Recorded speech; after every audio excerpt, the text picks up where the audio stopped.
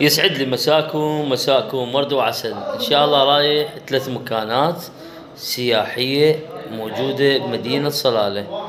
ان شاء الله اليوم يعتبر اخر يوم لنا بمدينة صلالة، وراح نروح الى اكبر مول موجود بمدينة صلالة، والمتحف او التراث العالمي اللي موجود بمدينة صلالة، ونروح اتين سكوير. راح اراويكم هاي الاماكن السياحيه. ابقوا ويانا وتغطيتنا لهاي الاماكن. لا تنسوا الاشتراك بالقناه وتفعيل زر الجرس ليصلك كل معلومه جديده ان شاء الله. قفلت الباب. يس جو. ان شاء الله الاماكن السياحيه اللي اتفقنا عليها. اي شيء تردون كتبوا لي بالتعليقات.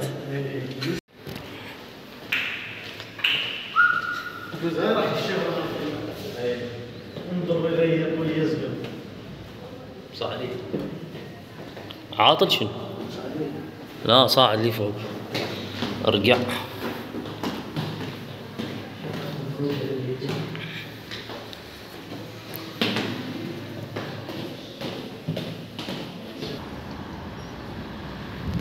هسه طلعنا وراح نشوف شنو وسائل النقل اللي راح نتنقل بيها لذن الاماكن. هاي هنا عندك ايجار اول ما تجي هاي السيارات، هاي هنا مكتب. تقدرون تستاجرون سيارات وتتنقلون بها داخل مدينة صلالة او خارج مدينة صلالة نفس الشيء. ارباع مثلا. اي شيء تقدرون تتنقلون به، والوسائل النقل موجودة وبكثرة. يعني الاغلب سائق مثلا هو يسوق وانتم بس قاعدين، تريد واحد هو تسوق، بس الافضل لكم خلون سائق هو بيها على مود تاخذون يندل الطرق. يندل الطرق. تطلعون بالمناظر احسن. على الاغلب راح نتنقل تاكسيات، لان هي الافضل والاسرع بالنسبة لنا، افضل من الباص. راح نتنقل ان شاء الله جميع الاماكن نتنقلهن بالتاكسي. اكو تطبيقات حلوة، تطبيق التاكسي هناك او تاكسي تقدر تتنقل به بجميع سلطنة عمان.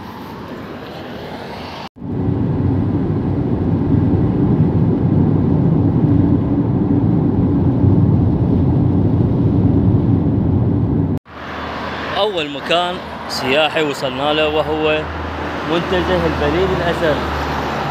هذا مكان اثري هسه راح نزوره ان شاء الله، وراح نراويكم شنو موجود داخل هذا المكان. هاي اوقات الزيارة.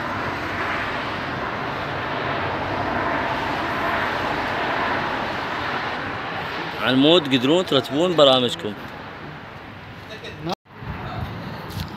موقع تراث عالمي يعتبر مصنف من ضمن التراث العالمي. هاي عندك مجسم لهذا المكان.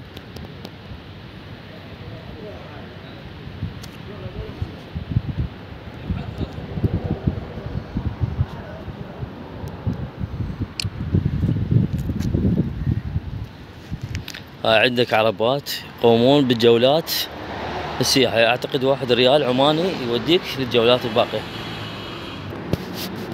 وهاي عندكم هنا قاعات، صاير هنا على شكل قاعات، مدخل القاعة البحرية.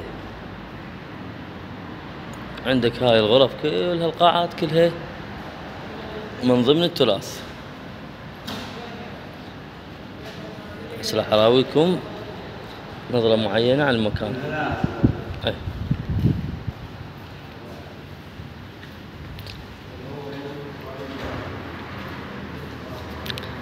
ندخل القاعة البحرية. بسم الله الرحمن الرحيم. السلام عليكم.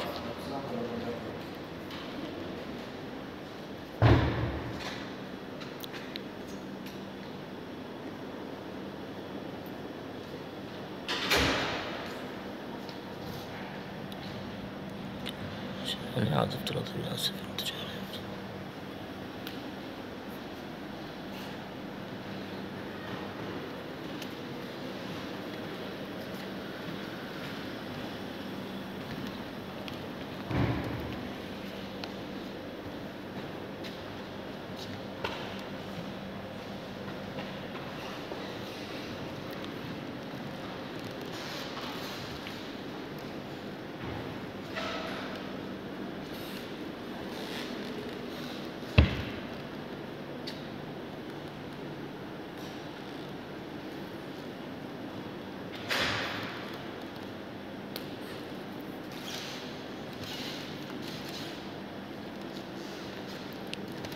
ما شاء الله ما شاء الله على التصميم والديزاين اللي قايمين به هذا المعرض.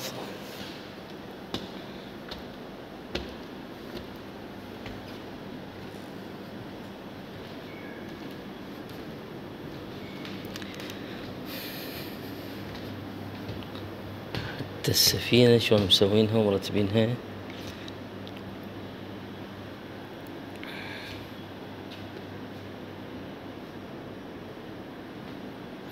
اعذروني يعني راح يصير الفيديو طويل شوية لكثرة الأماكن اللي موجودة في هذا المكان.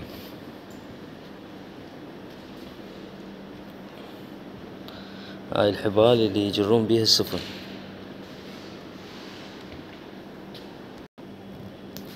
ولقيت أيضا بهذا المتحف ختم من بلاد الرافدين، نسخة طبق الأصل من ختم من بلاد الرافدين، يمثل إهالة الشمس التي ظهر قاريها يرجع إلى فترة الأكادية قبل الميلاد، مقدم من المعهد الشرقي في جامعة شيكاغو. هذا الختم. بلاد الرافدين في كل مكان وزمان.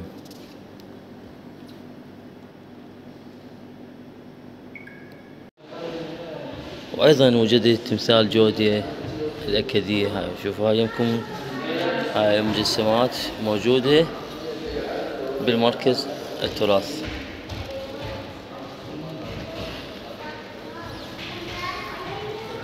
نسخة طبق الأصل من تمثالين جودة يعودان إلى الفترة 2144. مدفعين من الحديد تزخر الإقلاع والحصون العمانية بأعداد كبيرة من المدافع أحدثت تغييرات في تصميماتها الإنشائية، حيث أضيفت إليها أبراج بها فتحات ومتارس خاصة بهذه المدافع. هاي المدافع باعوا هاي يستخدموها آنذاك الدفاعات الجوية. هاي هنا هذول سائحين من العراق. هلاو السلام عليكم، شلونكم؟ معي فرصة سعيدة شباب. هلاو.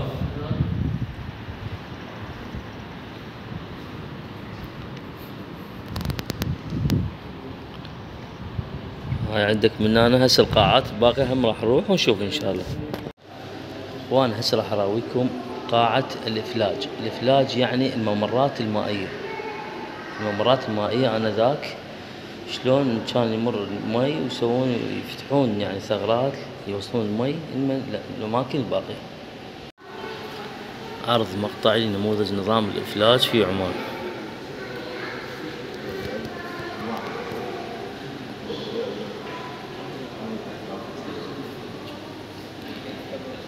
عندك هاي الفتحات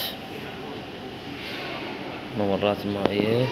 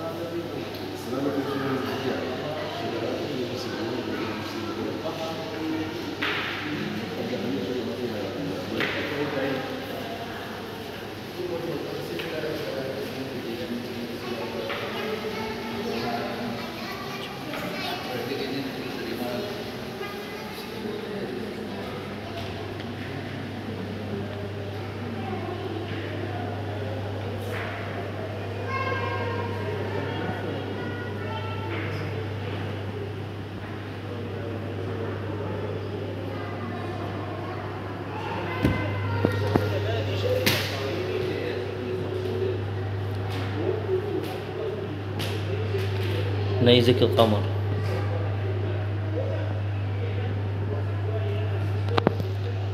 اخوان هذا نيزك حقيقي.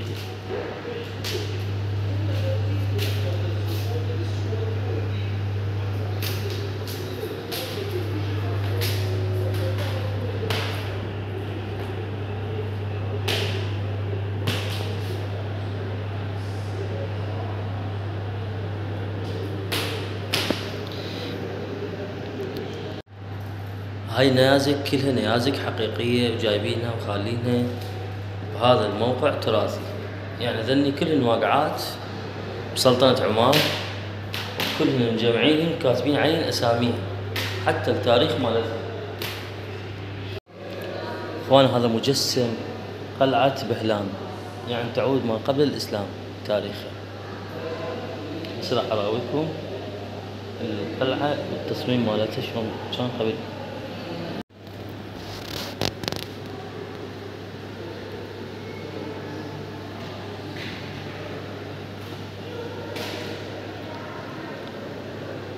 هذا القسم عندك هنا يتكلم عن التجارة سابقا بين سلطنة عمان وبين باقي الدول.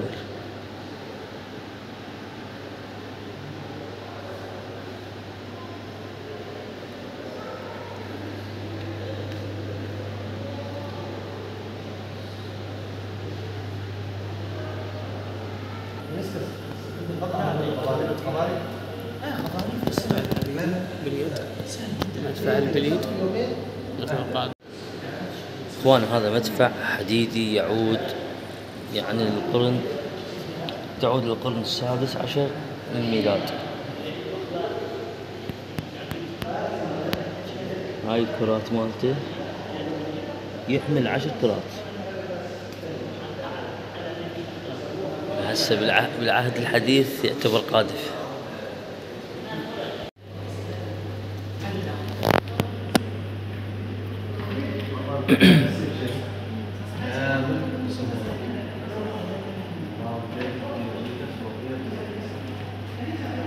عشان حفاظا عليها من تسرع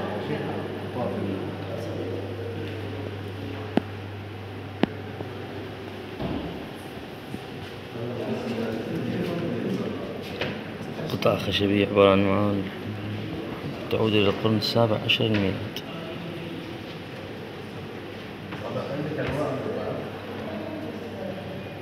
عندك انواع لغات قسمه زوجين هو الشكل الرجالي والمرأة. عندك المايل من السواد نص نص، وهذا يستخدموه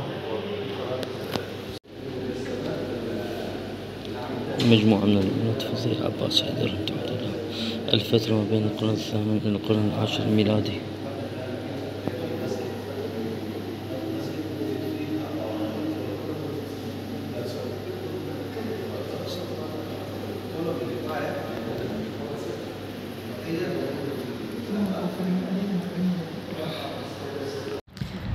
هسه وصلنا للحرف التقليدية العمانية. هاي عندك ذنين المحلات يبيعون الشغلات التقليدية اللي هم صانعين. وعندك هذا المكان الجميل أيضا من ضمن المكان هم مسوينه ومرتبين للجلسات للمشي. مكان خيالي كلش جميل يستحق الزيارة 100%.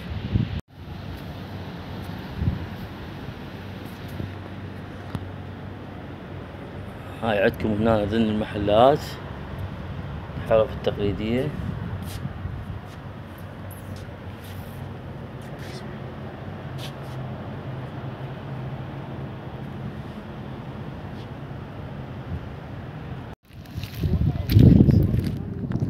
شوف المكان الجميل بحاي الجلسة اللي هنا. ويلي عليك يابا. شوف شوف شوف شوف شوف شوف شوف شوف والله مكان يستحق الزيارة ب1000 مرة. كلش حلو. اي هذا المكان يعني مال العصرية، تجي وقت العصر فتشي بالخيال.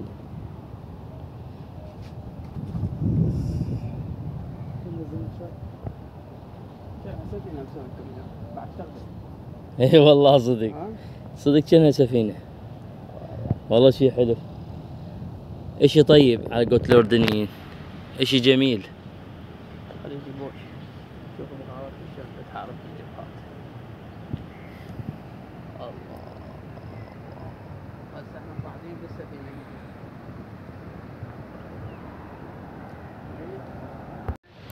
يفضل تجون وقت العصر، تستمتعون بالمكان الجميل، تستمتعون بالاجواء الرائعة، وتاخذوا لكم قسط من الراحة في هاي المكان الجميل.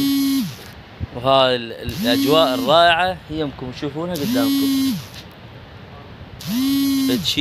فتشي يعني بالخيال. لازم تجون، وافضل وقت قلت لكم هو العصر، حتى تستمتعون بهاي الجلسات الجميلة، وتاخذون اجمل الصور في هذا المكان الاكثر من رائع. سعر الدخولية لهذا المكان هو ريال عماني للشخص الواحد، و3 ريالات للأجنبي. احنا صراحة الشكر موصول للإدارة والقائمين على هذا المكان اللي دفعوا من جيوبهم خطية، لأن احنا ما عندنا تقريبا ماستر كارت، هم دفع كاش ماكو، هم اللي يدفعون لنا خطية ومن جيوبهم عن طريقهم الخاص بالماستر كارت مالتهم. الشكر موصول جدا لهذه الإدارة وللشعب العماني بصورة عامة. شعب جميل، شعب أكثر من رائع. فأنصح الكل يجون لهذا المكان الجميل، وفعلا المكان يستحق الزيارة. أي شي تردون كتبوا لي بالتعليقات، وأنا خادم تدلوا. هسه راح نجرب جوز الهند بهذا المكان الأكثر من رائع. وهنا الأشخاص عندك مختصين بالفواكه الاستوائية، مدينة صلالة. هاي صاير مقابل الموقع الأثري. هسه راح أراويكم محلاتهم. هاي عندكم الأكشاك تعتبر، شوف شي يبيعون، كلها استوائية.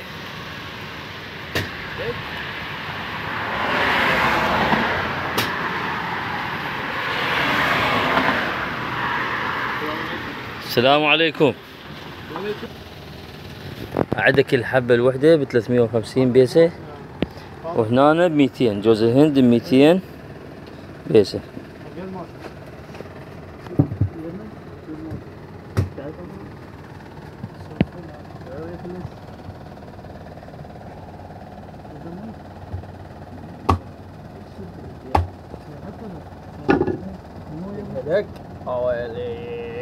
ويلي عليك يابا.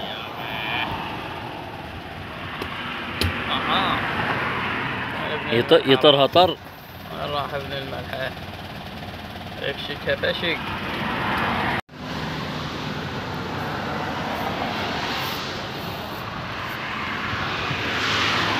فريش 100%. باردة ثلج، وشوفكم على الطعم مالتها من الشجرة للخلاط. فاضل شنو رايك؟ والله طعمها كأنه جوز الهند. لا صدق شنو رايك؟ لا طيبة وباردة وفريش، مثل ما قلت لكم من الشجرة للخلاط. نحن بيا مدينة صلالة السياحية. لا أجمل بلد العالم. هذا المنظر، صوت السيارات. من المكان الأثري جينا الجراند مول، أجرنا تاكسي، وسعر التاكسي هي ريال واحد عماني. من تطلع من ذاك، إذا برنامجك نفس برنامجي نفس الشيء، تأجر تاكسي بريال واحد يوديك للمول. تقريبا 7 كيلومتر الطريق من المكان الأثري لهنا للمول.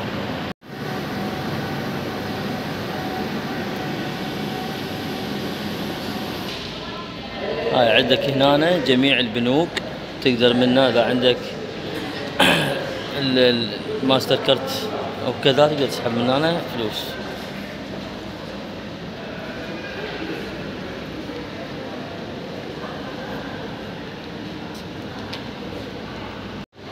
اكثر شيء احبه من اروح للمولات هو ادخل للماركت.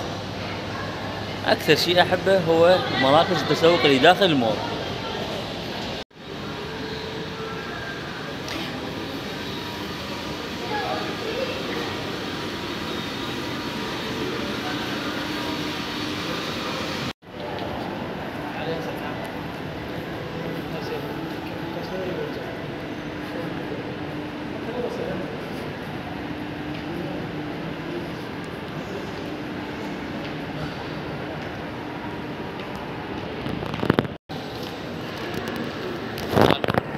اصور خليه يوديها اصور.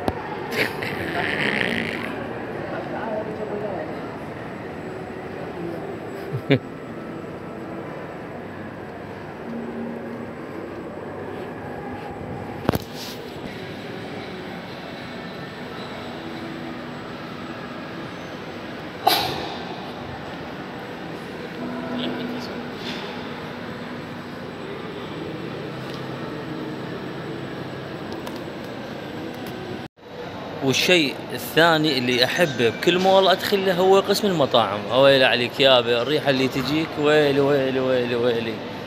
لو المول اكبر واجمل مول موجود وين؟ بصلاله. هسه راح اراويكم المطاعم وديزاينها شلون صاير.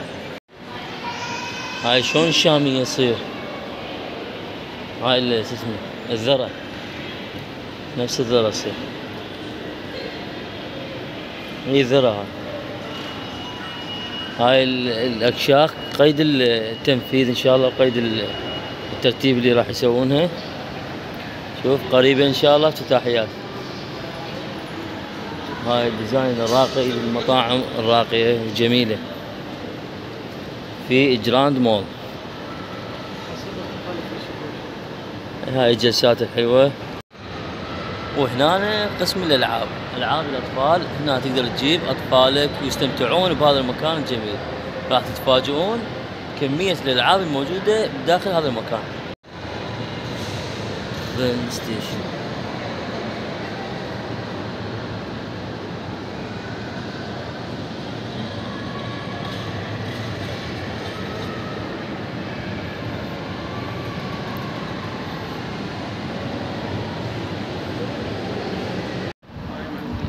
هنا عندك المنظر الخارجي للمول. يعني هاي اللي فوق اخر شيء، والله فد شيء.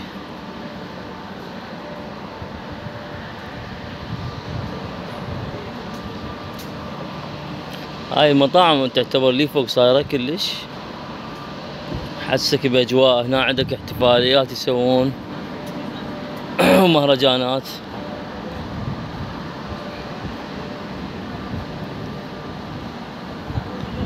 عندك هنا بهذا المكان يسوون المهرجانات، فالشي حلو.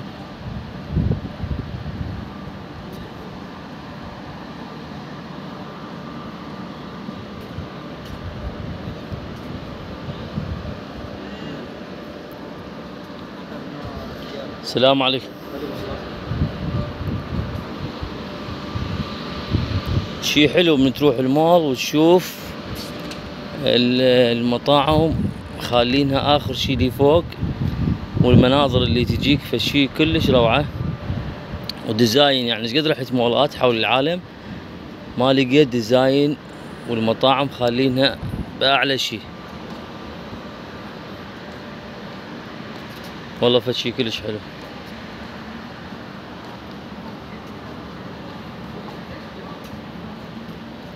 حتى مخليلك في الطراز حلو. هاي تقريبا العصر يسوون بيه فعاليات. هاي الجلسات عندكم بالليل تصير فد شي. بعد طالتها وين؟ على هاي الطبيعة الخلابة، مستغلين السطح فد شي فد شي فد شي كلش روعة. تجي تقعد هناك كوب من الشاي ينسيك الدنيا وما فيها. شباب وين هسه يم مطعم البطريق. ما اسولف لكم على مطعم البطريق اللي يحمدون به الناس هواية. وهسه يمكم هنا هذا الكادر المتميز. هاي عندهم الوجبات واسعارها. عندك هاي السندويش مع بيبسي 1600 ريال. هاي ريال ونص. عندك هاي 300. هاي الاسعار عندكم. الريال يطلع 4000 عراقي.